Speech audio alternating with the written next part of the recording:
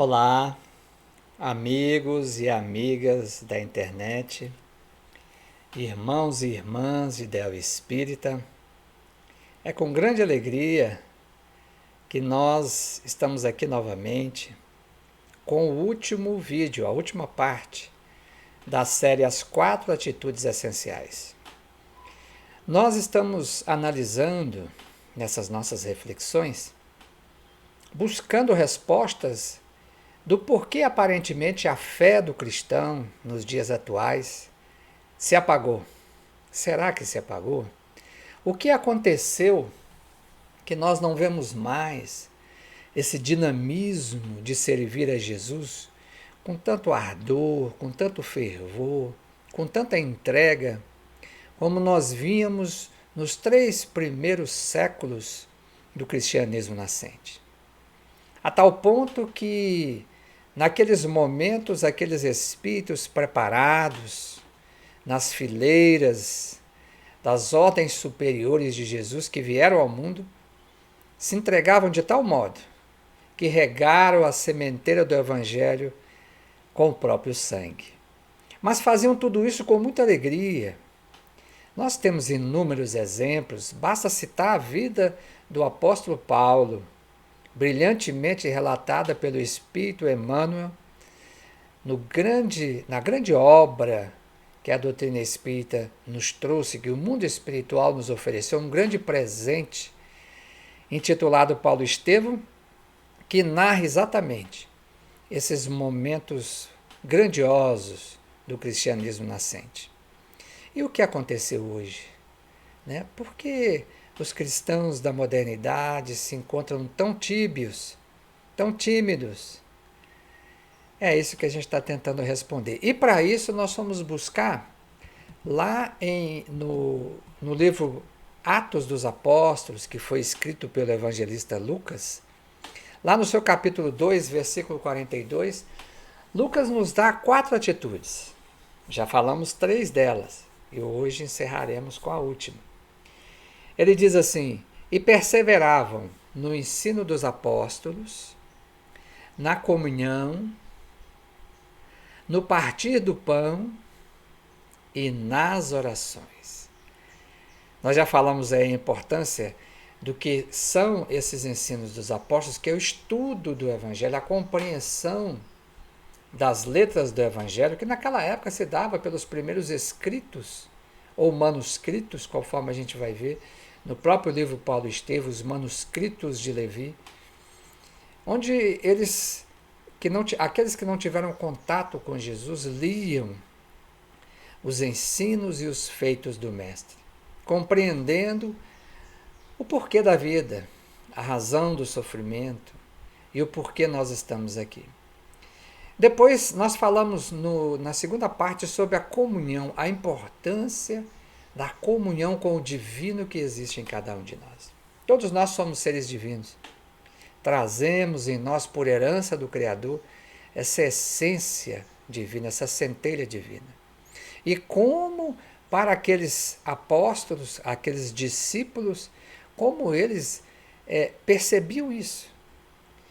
Esse ensino que foi ensinado pelo próprio Jesus aos apóstolos e disseminados nos primeiros escritos dos textos evangélicos. Então eles tinham intensa comunhão com o ideal de servir a Jesus, com essa essência divina. No partir do pão, eram extremamente solidários, fraternos. A Casa do Caminho acolhia todos àquela época, fundada pelos apóstolos de Jesus, ligados diretamente a Jesus, atendia a todos que dela se aproximavam, com sequelas, com mazelas, com sofrimentos, com chagas não só físicas, mas principalmente morais. Então, a doutrina cristã sempre foi inclusiva, sempre buscou aquela parte que Jesus disse: eu vim para os doentes, e não para os sãos. São os doentes que precisam de médicos. E Jesus, o Evangelho caiu como uma bênção, um bálsamo naquelas almas excluídas, marginalizadas da época, daquela sociedade. Por isso que Jesus se transformou num revolucionário. quando ele dizia amar os inimigos, a grande maioria da época não conseguia compreender isso. E quando ele desatou no alto do monte o sermão das bem-aventuranças, com intensa emotividade divina, ele lançou bálsamo, refrigério àquelas almas sofridas, né, sob o jugo romano, sob o jugo das castas sociais. E isso foi muito importante para consolar os corações.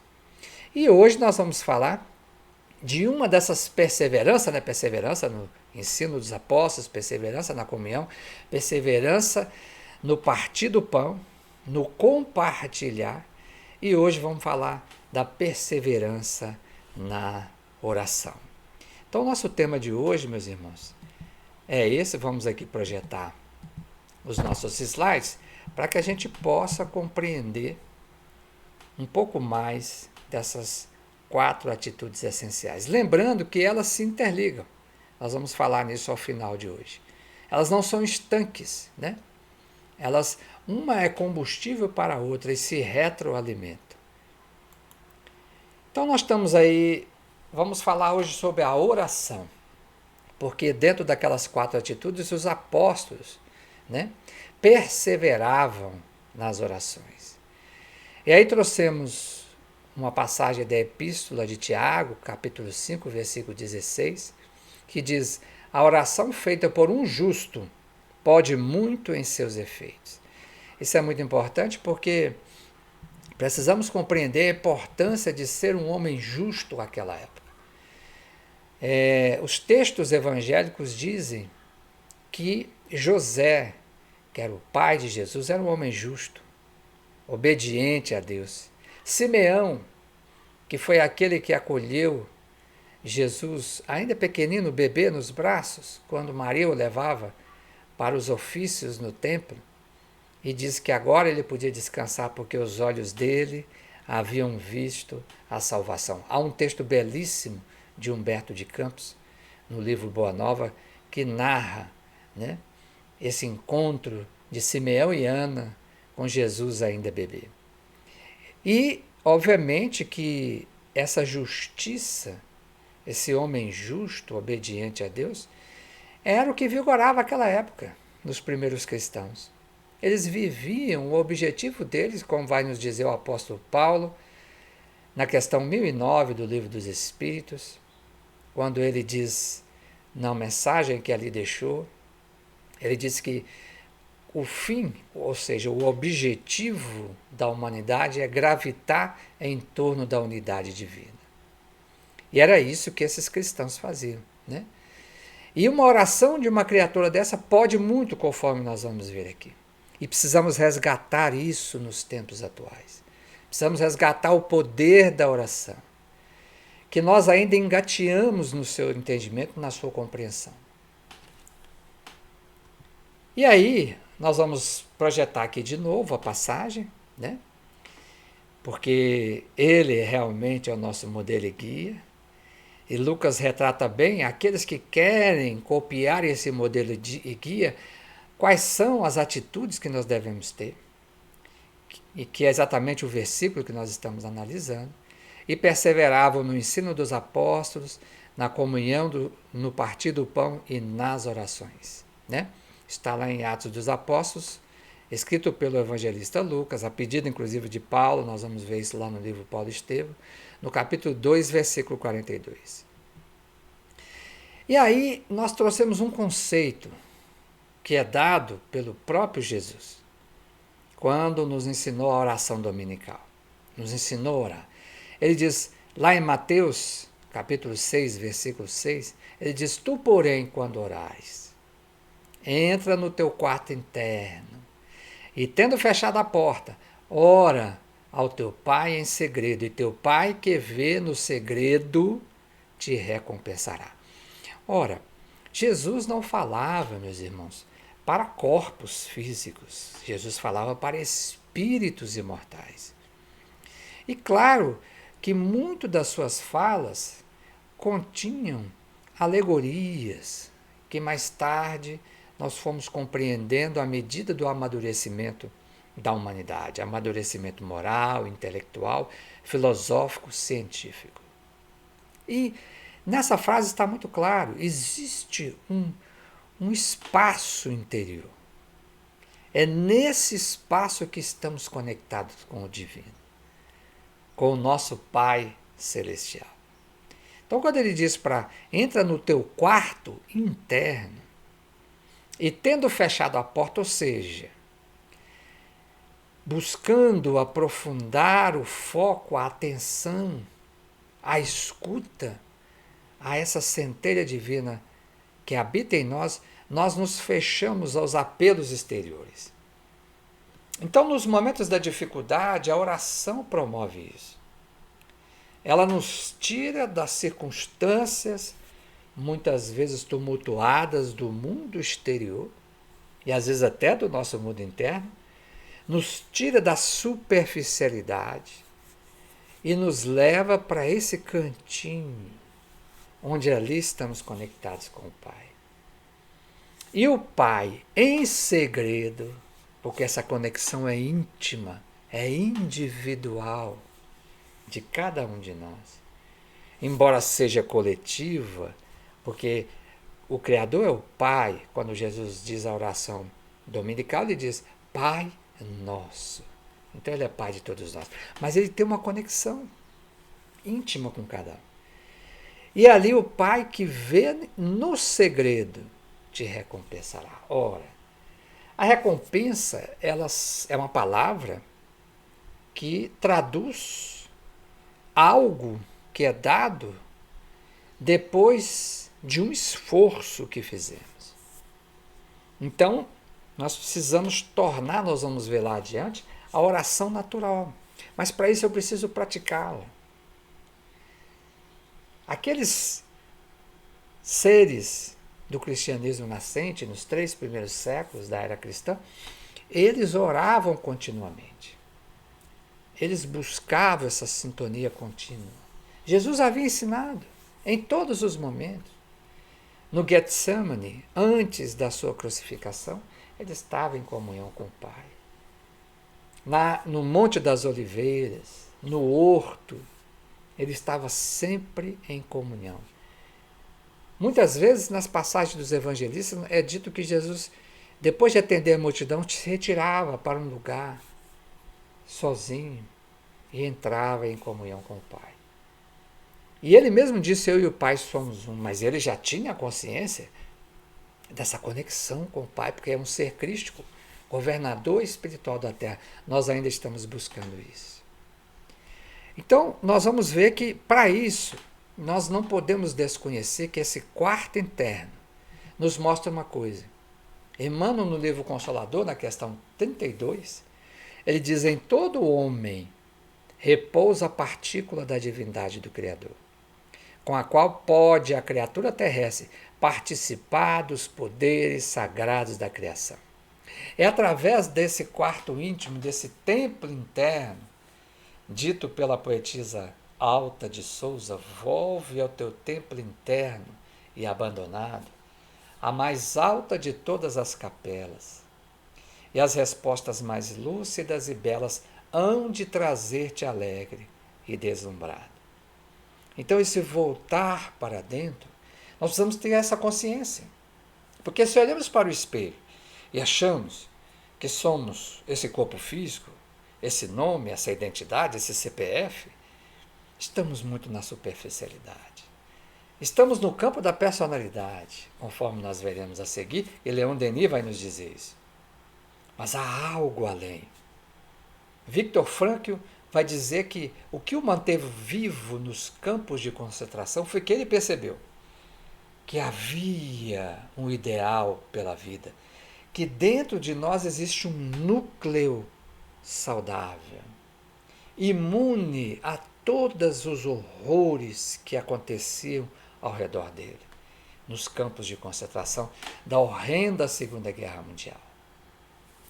E, obviamente, que aí São João da Cruz, esse grande místico da Igreja Católica cristã, vamos entender aí místico, e não tem nada a ver com misticismo, místico é aquele que exalta o ser divino que existe dentro dele mesmo. Já conseguiu entrar em contato com essa chama, com essa verdade que liberta o ser humano da ignorância acerca de quem ele é. E ele vai dizer assim: convém saber que Deus habita, escondido e silencioso, dentro da substância de todas as almas. Aí resiste o amado, muito secretamente, e seu abraço é tanto mais aconchegante quanto mais puro e solitária se acha a alma de tudo que não é Deus. Isso é maravilhoso. Quando eu tiro do altar os outros ídolos que nós erigimos, fama, poder, glória, né?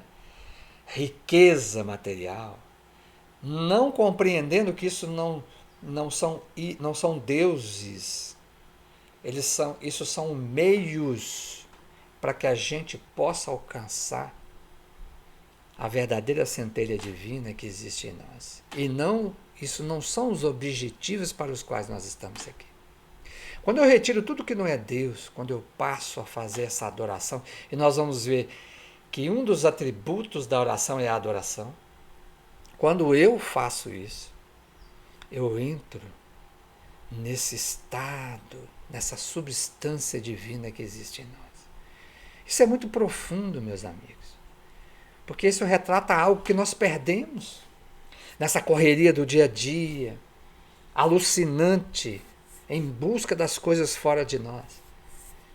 Quantos de nós faz esse mergulho diário dentro de si mesmo, fechando a porta aos apelos exteriores e buscando essa conexão com o Pai, que está disponível.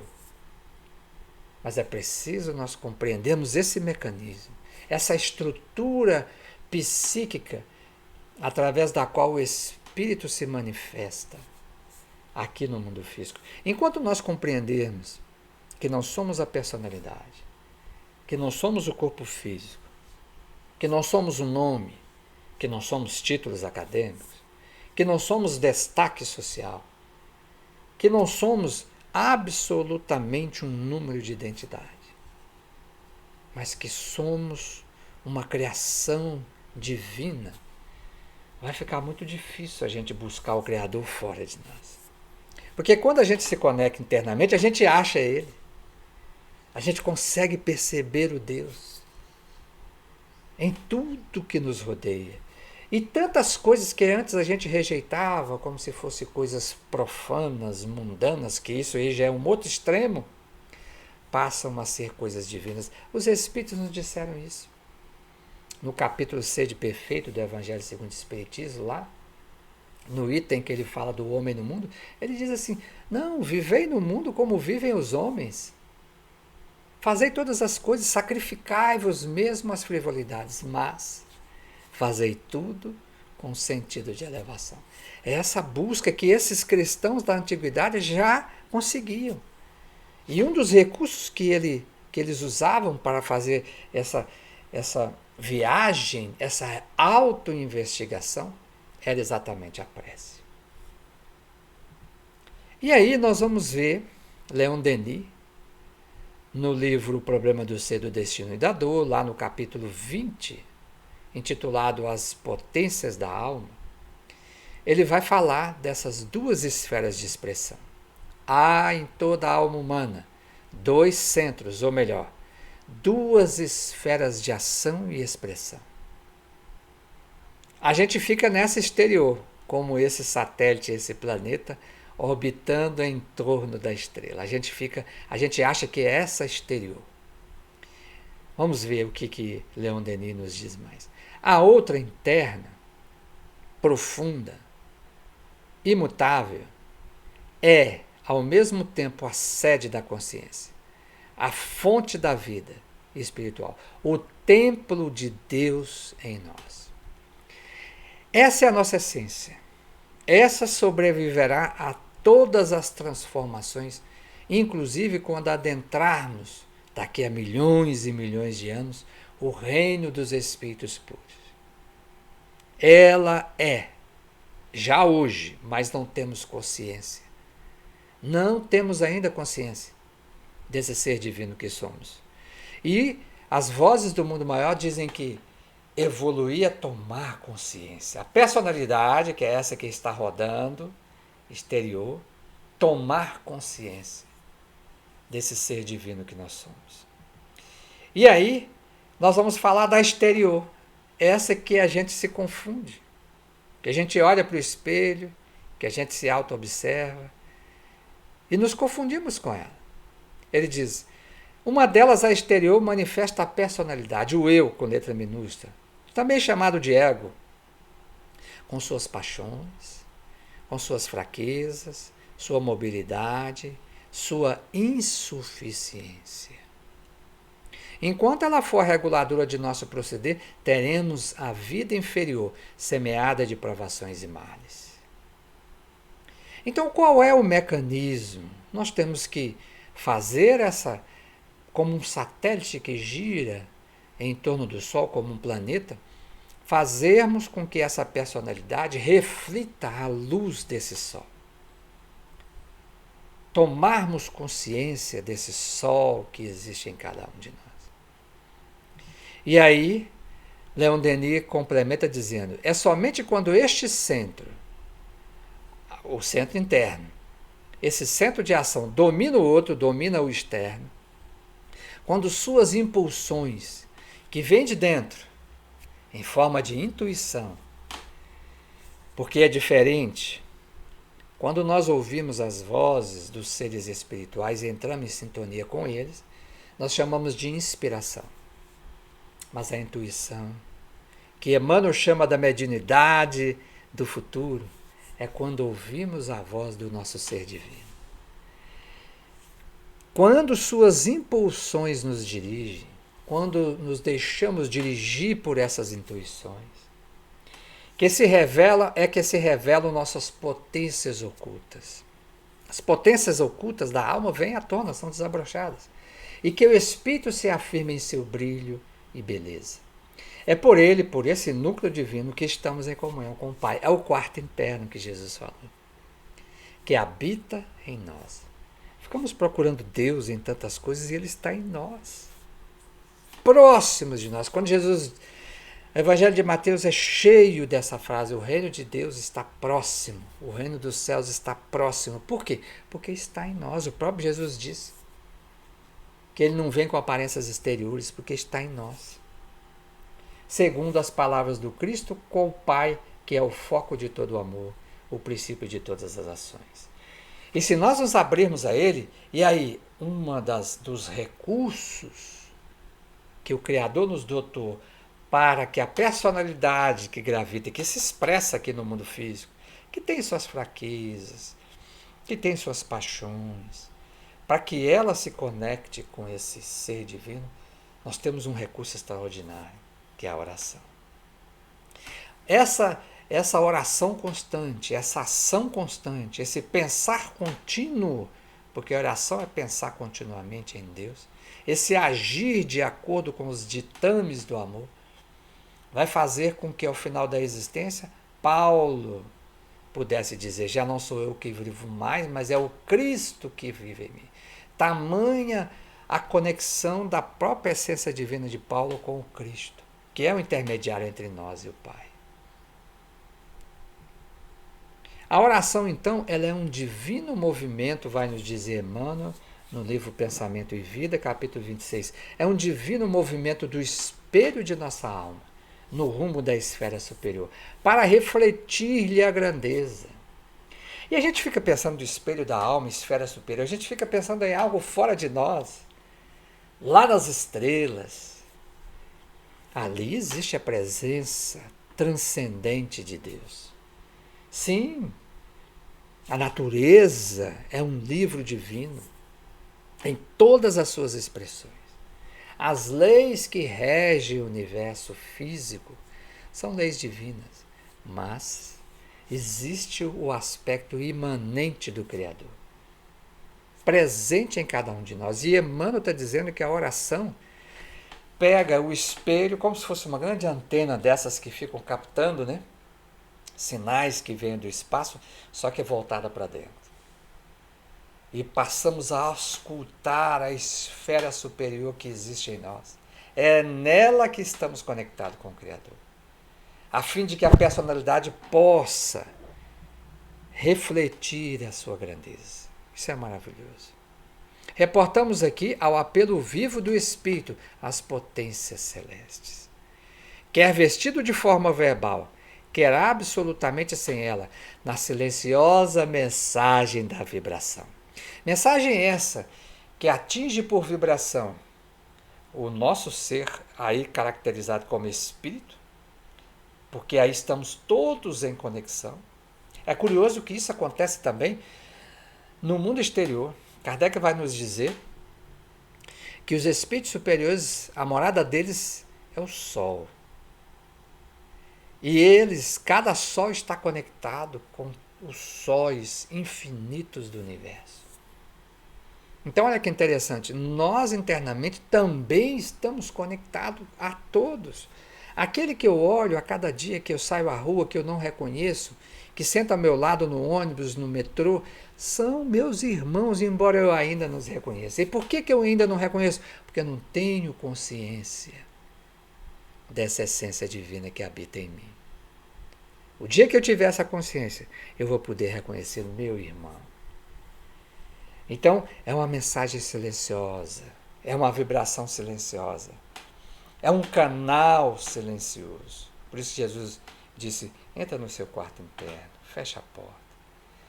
E o Pai, que tudo vê, em segredo te recompensará. Recompensará o seu esforço, mostrará a você as belezas do universo que existe dentro de você. Então Paulo já havia captado isso. E Lucas vai nos narrar essa fala dele lá em Atos 17, 28. Lucas conviveu muito com Paulo, né? Quando ele diz, nele vivemos, nos movemos e existimos. Paulo aqui aborda dois aspectos do Criador, o aspecto exterior e o aspecto interior. E a forma de entrarmos em conexão com esses aspectos, uma dessas formas, é a oração. E aí, qual é o caráter geral da prece, então? A gente vai ver isso, o Kardec vai nos trazer isso lá na questão 659, no Livro dos Espíritos. Ele pergunta qual o caráter geral da prece. E os Espíritos dizem, a prece é um ato de adoração. Adoração. Lembra do altar? A mais alta de todas as capelas. É preciso nós voltarmos a gravitar em torno do Criador. Porque essa é a finalidade da vida. Nós nos afastamos, perdemos a conexão com o Criador, porque passamos a gravitar em torno de nós mesmos. Esse é o egoísmo que os Espíritos afirmam, é a raiz de todos os males, o interesse pessoal. Então é fundamental nós redirecionarmos, porque a lei a todo momento tenta fazer isso. E sabe como é que chama o movimento da lei? Que tenta fazer com que a gente volte a gravitar em torno de Deus. Paulo vai nos dizer isso nessa mensagem, lá na questão 1009 do Livro dos Espíritos, quando ele diz que a finalidade da humanidade é gravitar em torno da unidade de Deus. Ele vai dizer que esse movimento se chama dor. E por que a dor? Porque ela é contrária ao meu querer. E nós temos demorado muito, meus irmãos, para compreendermos a passagem da oração dominical, seja feita a tua vontade. Se nós passássemos a fazer a vontade do Criador, ao invés de querer fazer a nossa, nós estaríamos nessa conexão. Então nós estaríamos dentro desse ato de adoração. Orar a Deus é pensar nele, é aproximar-se dele, é pôr-se em comunicação com ele, é uma viagem interna. Não é um ato de adoração exterior. Os atos de adoração exterior que os cristãos tinham naquela época, do ajoelhar, das mãos contritas, refletia uma postura interna deles. Mas não podemos acreditar que esses atos vão nos levar a essa contrição, a essa genuflexão interior. Não, é de lá para cá, para fora. Então, 3 coisas nós podemos propor-nos por meio da prece: louvar, pedir e agradecer. Louvar, poucos de nós temos feito. Porque louvar implica em vivermos uma existência às 24 horas por dia, porque continuamos vivos, né? Após o sono físico, quando nos deslugramos do corpo físico.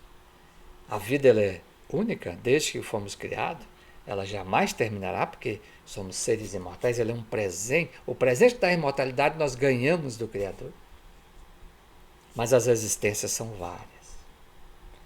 Então, para louvar, nós temos que transformar a nossa vida, o nosso cotidiano, num hino de louvor a Deus. Chegaremos lá por força da evolução, mas ainda estamos longe disso. Agradecer também, pouco de nós agradecemos. Tantas bênçãos que temos recebido do Pai Celestial.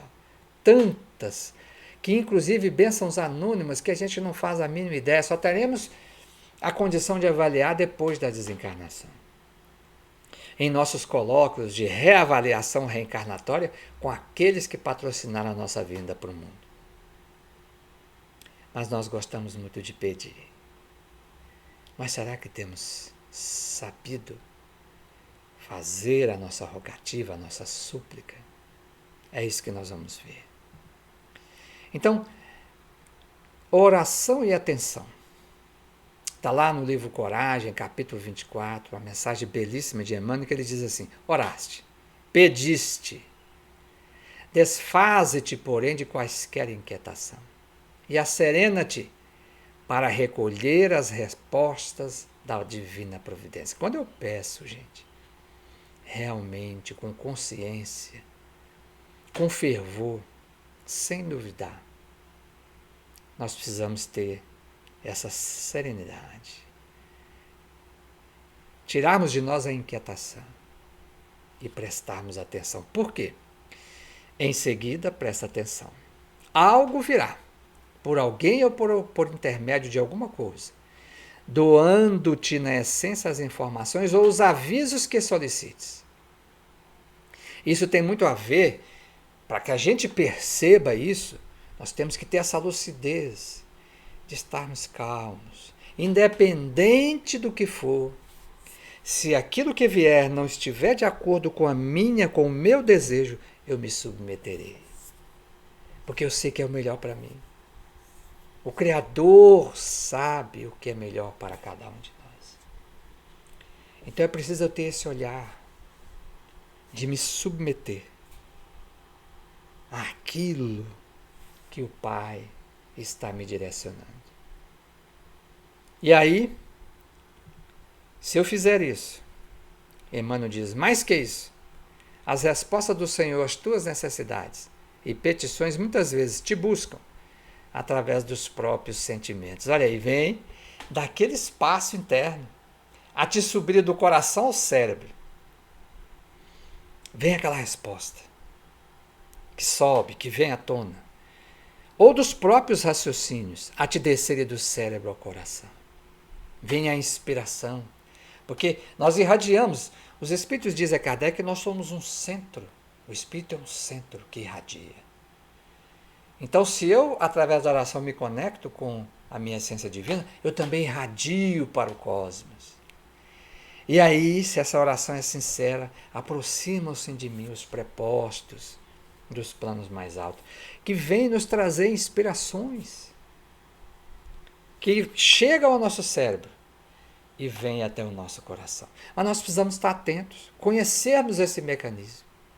É fundamental. Então, qual é esse mecanismo da oração? E tendo orado, moveu-se o lugar em que estavam reunidos. Olha, isso é muito importante, meus irmãos. Essa frase, Atos 4:31.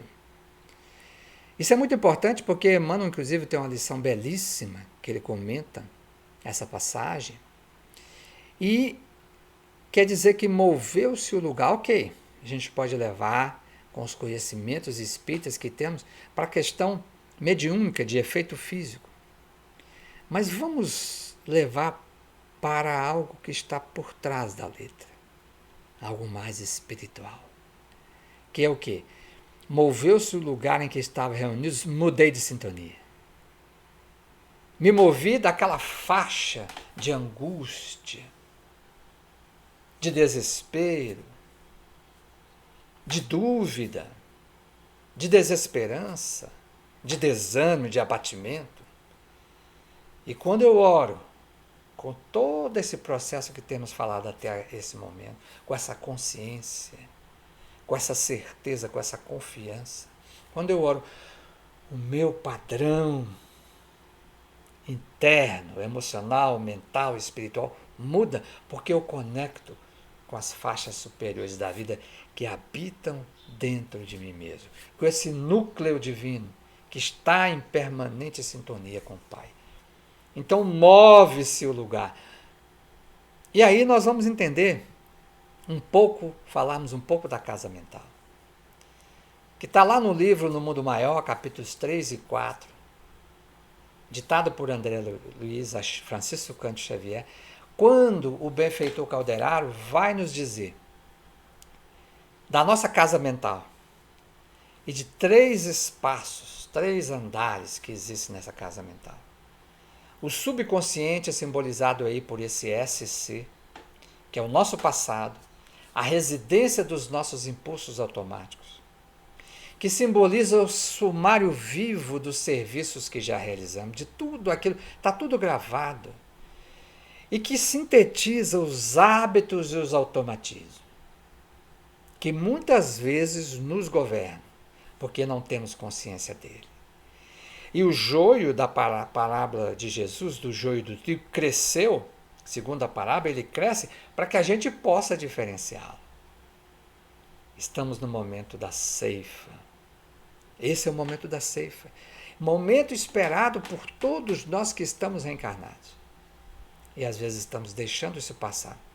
Deixando que o joio governe as nossas vidas. É preciso ter consciência das nossas sombras para que a gente possa fazer luz. E onde é que eu faço luz? No andar térreo da casa. O subconsciente é o nosso porão. No andar térreo da casa, no consciente, que é o presente, é o agora. É aí que eu faço luz. Onde eu tenho o domicílio das conquistas atuais. É aí que eu consigo transformar o meu passado e projetar, consequentemente, um futuro melhor. Onde se ergue e consolida as qualidades nobres que estamos edificando.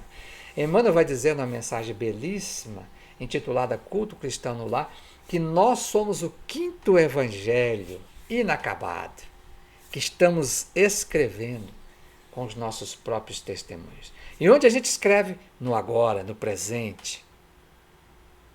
E para isso eu preciso de esforço e vontade. E nós temos o nosso vir a ser, aquilo que nós nos transformaremos. Aquilo que os Espíritos vão chamar, na mensagem de Paulo, nessa questão 1009, ele fala de Jesus, o arquétipo humano. Por isso que ele é o guia e modelo, questão 625 do Livro dos Espíritos. Ele é o vir a ser. Ele é aquilo que nós nos tornaremos um dia. E nos atrai irresistivelmente com seu amor para isso. Esse futuro, então, é a casa das noções superiores. Está localizado aqui nos lóbulos frontais, do ponto de vista do cérebro físico. O consciente, que é o domicílio das conquistas atuais, está na região do córtex cerebral. E o subconsciente, que é essa residência dos nossos impulsos automáticos, as nossas conquistas, as nossas experiências do passado, nem sempre nobres, impulsos estes e automatismos nem sempre alinhados com a harmonia e com o equilíbrio do amor.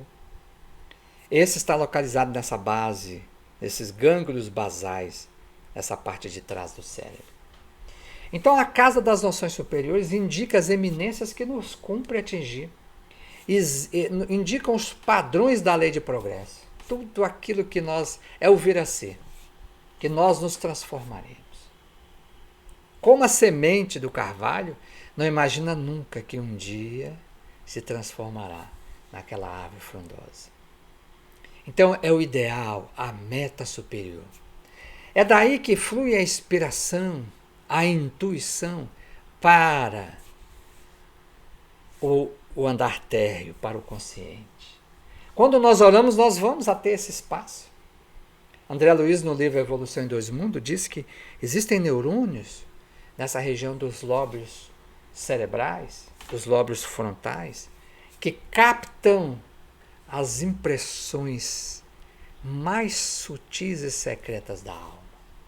Então a oração, quando eu oro com o meu esforço e a minha vontade, o meu querer, eu vou até esse sótão, o andar superior. E de lá eu busco a inspiração. Para quê? Para fazer as reformas nas velhas personalidades que estão no meu porão. Muitas vezes no nosso dia a dia, meus irmãos, a porta se abre e surge o nosso Júlio.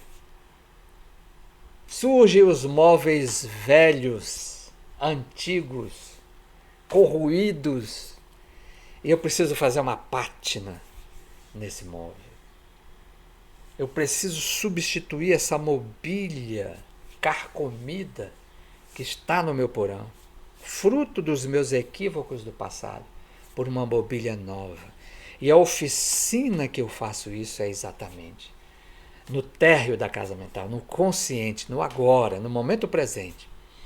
E os projetos, os padrões, como se fossem projetos arquitetônicos de interiores, esses projetos estão no meu subconsciente, que são os padrões arquetípicos da alma. Porque no fundo nós somos amor. A nossa essência é amor. Se nascemos de Deus, que segundo João, na sua síntese maravilhosa no seu evangelho, diz Deus é amor, nós somos amor em nossa essência. E a oração nos permite buscar esses padrões, fazermos essa conexão. Veja a importância da oração.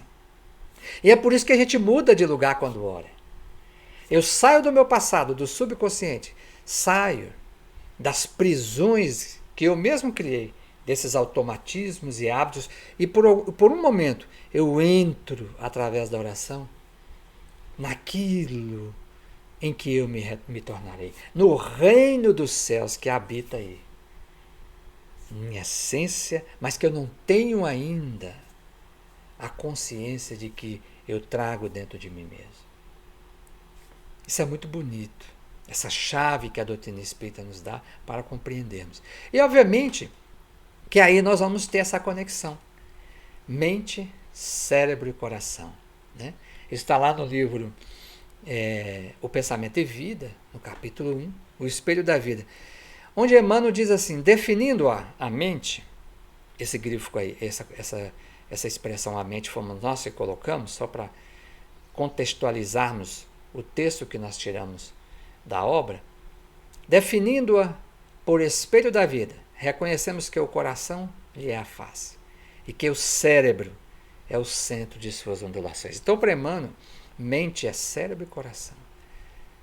Mente não é só intelecto, não é só pensamento, é sentimento e pensamento.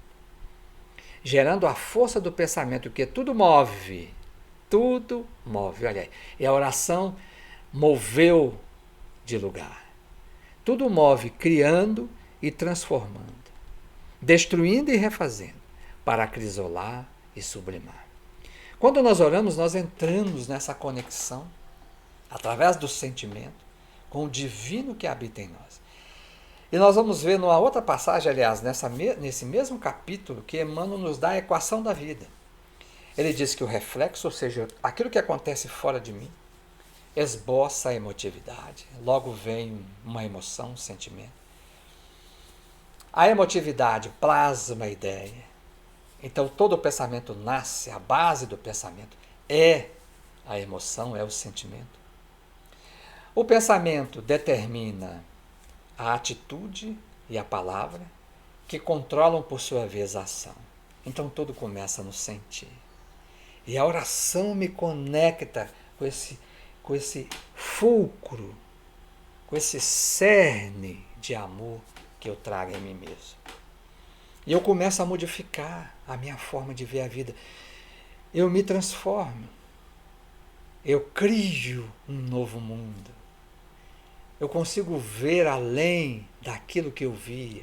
A vida se torna jubilosa em contentamento.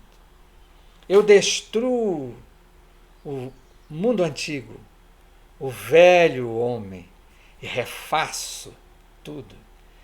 Me transformo no novo homem em Cristo, para acrisolar, para aprender e sublimar. Então a oração é um start, por isso que é tão importante utilizá-la. Desde o momento que acordamos, até ao longo do dia, o momento em que nos retiramos novamente para o repouso. Devemos buscar, meus irmãos, termos essa atitude de oração a Deus, de pensar, de senti-lo pulsar em nós.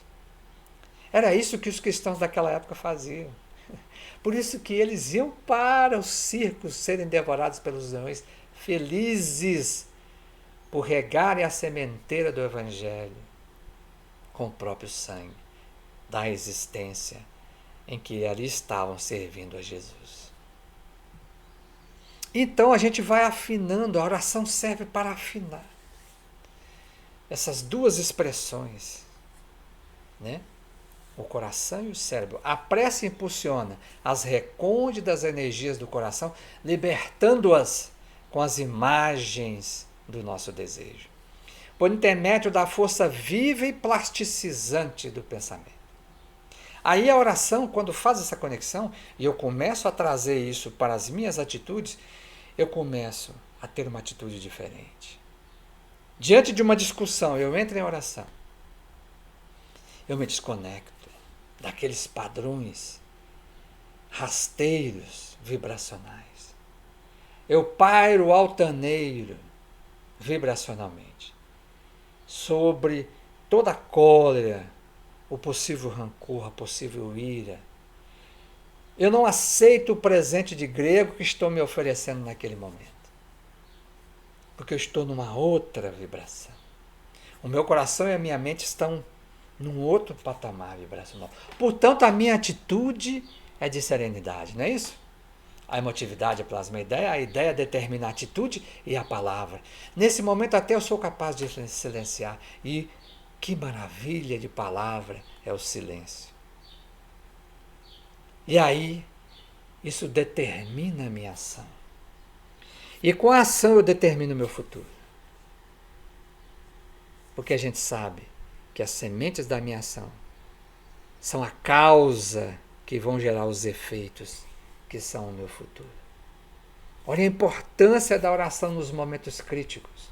No momento em que eu estou na dúvida sobre qual caminho seguir. No momento em que eu me sinto impotente diante do sofrimento daqueles que amo. No momento em que eu olho a humanidade passar por tantos sofrimentos, pela ignorância, e nós temos tanto conhecimento que nos é oferecido através dessa doutrina consoladora e santa que é a doutrina espírita. Então é fundamental não perdermos de vista o impacto da oração na nossa presente encarnação. Sem dúvida, a prece representa a indispensável alavanca renovadora, removendo obstáculos no terreno duro da incompreensão. Depois que eu oro, aquilo que era difícil, aquele terreno difícil, aquele obstáculo, desaparece. Mudam as minhas concepções sobre a enfermidade que eu estou enfrentando, sobre a perda do emprego, sobre o parente difícil, sobre a iminência de termos que ser submetido à injúria e à calúnia diante da nossa atitude de homem novo em Cristo. Porque as trevas ainda resistem ao advento da luz, principalmente dentro de nós mesmos. Sobre aquele momento tão importante em que eu tenho que decidir ficar com Cristo, mesmo que eu permaneça sozinho. Todos esses obstáculos, através da oração, são removidos com a alavanca renovadora do meu ponto de vista, do meu olhar, do meu perceber, da minha percepção. Então, esses obstáculos são removidos e aí o terreno duro da incompreensão passa a ser um terreno fértil. Um terreno fértil da renúncia. Um terreno fértil da solidariedade. O terreno fértil da compreensão, da compaixão. Isso é muito importante, meus irmãos. E aí, nós vamos trazer aqui só para a gente refletir a cura do cego de Betsaida, para a gente ver como a oração tira essas escamas, devolve-nos a lucidez, não só sobre nós, mas sobre aqueles com os quais estamos lidando naquele momento difícil. Está lá em Marcos 8, 22 a 26. Ele diz assim: dirige-se a Betsaida, trazem-lhe um cego, rogando-lhe que o tocasse. Segurando a mão do cego, levou-o para fora da aldeia. E cuspindo-lhe aos olhos, e impondo-lhes as mãos, perguntava-lhe: vês alguma coisa? Recobrando a visão, dizia: vejo os homens, porque os vejo como árvores que andam. Então novamente impôs-lhes as mãos sobre os olhos. Ele viu em profundidade então, e restabeleceu-se, e via pormenorizadamente, com clareza a todos. E o enviou para sua casa, dizendo: não entreis na aldeia.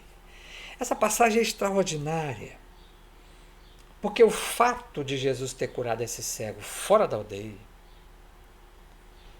pode simbolizar que a oração nos retira da aldeia dos automatismos, a aldeia do revide. A aldeia, isso não vai ficar assim. A aldeia, quando eu entro numa briga, eu dou um boi para não entrar e uma boiada para não sair.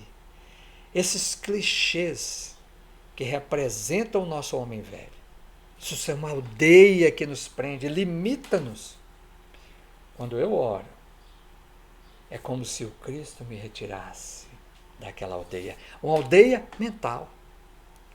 Ele me retira dos condicionamentos do passado e me mostra, me leva para o sótão da casa, para o superconsciente, e me mostra a vida sob um novo ângulo. Me mostra o que está acontecendo em profundidade. Me mostra as circunstâncias pormenorizadamente, com detalhes que eu não havia percebido, porque estava dentro da minha aldeia mental, que eu venho aprisionado vida após vida. E me mostra com clareza o que está acontecendo. E aí me diz que volte para casa, mas não entre na aldeia. Ou seja, me move de lugar. Meu filho, não repita tudo aquilo que você estava fazendo. Modifique-se. Aí eu preciso, no térreo da casa, na oficina da presente encarnação, usar meu esforço e minha vontade para não retornar de novo para a aldeia. Para criar novos horizontes. Para colocar dentro do meu subconsciente para as próximas encarnações, horizontes muito menos estreitos do que aqueles que eu tinha, dentro da minha capacidade evolutiva, é claro. Porque os meus atos de libertação, essa nova visão em profundidade e pormenorizada, com clareza, com lucidez, vai fazer com que as minhas atitudes sejam as sementes que eu estou lançando para o meu futuro. Meu futuro vai ser liberto. Eu já não terei mais essas aldeias que me aprisionavam durante tantas encarnações e que a mensagem de Jesus libertadora, à luz da doutrina espírita, está finalmente me libertando. E aí, nós trouxemos um exemplo, já estamos terminando a nossa reflexão de hoje, sobre a questão de como nós devemos orar, dentro ainda daquilo que sabemos que é pedir, mas devemos fazê-lo louvando e agradecendo. Porque tudo o que acontecer conosco após uma oração, e aqueles cristãos daquela época não tinham dúvida disso, após a oração, antes de serem martirizados, eles sabiam que tudo que lhes acontecesse ali acontecia para o melhor. Então a gente trouxe aqui o irmão X, no livro Cartas e Crônicas, capítulo 2, uma lição belíssima, as 3 orações. Ele conta que um Simeão Abileno, um mestre, um espírito de escola no mundo espiritual, contou esse caso para uma assembleia. Em grande bosque da Ásia Menor, 3 árvores, ainda jovens, pediram a Deus lhes concedesse destinos gloriosos e diferentes. A primeira explicou que aspirava a ser empregada no trono do mais alto soberano da terra. Após ouvi-la, a segunda declarou que desejava ser utilizada na construção de um carro que transportasse os tesouros desse rei poderoso.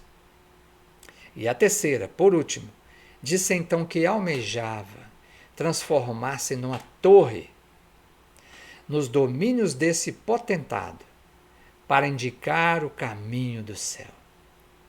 Depois das preces formuladas, um mensageiro angélico desceu à mata e avisou que o Todo-Poderoso lhes recebera as rogativas e lhes atenderia as petições. Decorrido muito tempo, lenhadores invadiram o horto onde aquelas árvores estavam. O horto selvagem e as árvores, com grande pesar de todas as plantas circunvizinhas, foram reduzidas a troncos despidos por mãos cruéis. Arrastadas para fora do ambiente familiar, ainda mesmo com os braços decepados, elas confiaram nas promessas do Supremo Senhor e se deixaram conduzir com paciência e humildade. Presta atenção nisso. Essa aparentemente teria sido a resposta de Deus, né, às preces dessas árvores. Qual lhes foi, porém, a aflitiva surpresa? Depois de muitas viagens, a primeira caiu sob o poder de um criador de animais, que de imediato mandou convertê-la num grande coxo, destinado à alimentação de carneiros. A segunda foi adquirida por um velho praiano que construía barcos por encomenda. E a terceira foi comprada e recolhida para servir em momento oportuno numa cela de malfeitores. As árvores amigas, conquanto separadas e sofredoras, não deixaram de acreditar na mensagem do Eterno e obedeceram sem queixas às ordens inesperadas que as leis da vida lhes impunham.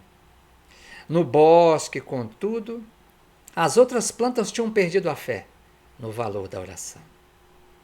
Quando transcorridos muitos anos, vieram a saber que as 3 árvores haviam obtido as concessões gloriosas solicitadas. Essas 3 árvores é o protótipo, ou são os protótipos dos cristãos daquela época. As demais são o protótipo de nós mesmos, que por circunstâncias que aparentemente contradizem o nosso pedido, os nossos desejos, nós desistimos da fé, perdemos a fé e o valor da oração. Vamos ver que concessões foram essas, que elas acabaram atingindo. A primeira, forrada de panos singelos. Lembra do coxo para carneiros? Recebera Jesus das mãos de Maria de Nazaré. Transformou-se numa manjedoura, servindo de berço ao dirigente mais alto do mundo. Era isso que ela queria. A segunda, trabalhando com pescadores na forma de uma barca valente e pobre, for o veículo que Jesus se utilizou para transmitir sobre as águas muitos dos seus mais belos ensinamentos. E a terceira, convertida apressadamente numa cruz, em Jerusalém, seguira com ele o Senhor para o monte, e ali ereta e valorosa, como uma torre em direção ao céu, não é isso que ela pediu? Guardara-lhe o coração torturado, mas repleto de amor, no extremo sacrifício, indicando o verdadeiro caminho do reino celestial. É isso que a cruz nos indica, meus irmãos. Então, nós precisamos compreender na hora de oração que temos que confiar. Se estivermos conectados com a essência divina que habita em nós, independente do que ocorra em nossas vidas, sempre ocorrerá para o melhor, ainda que esteja contradizendo o nosso interesse pessoal. Porque mais na frente nós compreenderemos as respostas de Deus. Mas Ele já sabe que aquela resposta é o melhor para nós. Em geral, isso vai dizer Allan Kardec, no Evangelho segundo o Espiritismo, no capítulo 17, pedi e obtereis, item 6. Em geral, o homem apenas vê o presente. Ora, se o sofrimento é de utilidade para a sua felicidade futura, Deus o deixará sofrer. Como o cirurgião deixa que o doente sofra as dores de uma operação, que lhe trará a cura. O que Deus lhe concederá sempre, se ele o pedir, com confiança, é a coragem, a paciência, a resignação. É isso que nós temos que pedir nas nossas preces. Também lhe concederá os meios de se tirar por si mesmo das dificuldades. Porque os recursos vêm. O processo é interno, conforme dizendo, mas Deus é transcendente também. E os recursos vêm. Porque quando mudamos internamente, atraímos as circunstâncias favoráveis para que a gente possa, mediante os nossos esforços, tirar por nós mesmos, retirar os obstáculos, as dificuldades. Mediante ideias que lhe fará lhe surgirão. Mediante ideias que fará lhe surgiram os bons espíritos, deixando-lhe dessa forma o mérito da ação. É para isso que nós estamos aqui. Quando a oração nos move o lugar, ela não retira, como um fenômeno de efeito físico, os obstáculos do caminho. Ela nos modifica a forma de enxergar esses obstáculos. E passamos a amar esses obstáculos. Passamos a amar a enfermidade. Passamos a amar a dificuldade, a penúria ou a escassez. Porque sabemos que são apenas circunstâncias passageiras que o Criador colocou em nossas vidas para que pudéssemos despertar as potências ocultas que jazem adormecidas ainda em nós. Então, essas 4 atitudes essenciais que nós finalizamos hoje nos fazem resgatar a alegria de viver no mundo. Perseverarmos no ensino dos apóstolos. Vamos estudar, meus irmãos. Vamos buscar compreender as chaves que o Evangelho nos traz. As chaves do bem viver, de vivermos com alegria, como Francisco de Assis, que era denominado o Santo da Alegria. Vamos buscar cada dia mais essa comunhão com o Pai que existe em cada um de nós. Essa compreensão de que somos seres divinos. Essa segunda esfera de expressão, conforme nos diz Leon Denis. Vamos buscar repartir, compartilhar tudo que estiver ao nosso redor. Não apenas bens materiais, mas, sobretudo, aquilo que já temos de melhor. A nossa paciência, a nossa fraternidade, a nossa solidariedade, a nossa amizade. E vamos buscar a oração diuturnamente, porque através da oração nós retroalimentamos esse ciclo virtuoso. Através da oração nós compreendemos melhor os ensinos dos apóstolos que por sua vez alimentam, através do entendimento, a comunhão conosco mesmo, sabendo que agora somos seres divinos e não apenas corpos físicos. E isso nos faz o quê? Não darmos a importância além da que lhes é devida às questões materiais. E mais, não guardarmos a luz debaixo do alqueire. Compartilhar tudo isso. E assim, nesse ciclo virtuoso, nós resgataremos a verdadeira alegria de viver no mundo.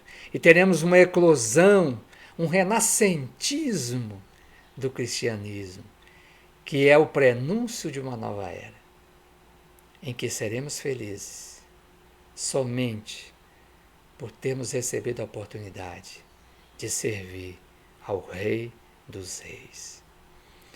Que Ele, na sua infinita bondade e misericórdia, possa um dia nos reconhecer, como João disse em 13:35 do seu Evangelho: nisto todos conhecerão que sois meus discípulos, se vos amardes uns aos outros.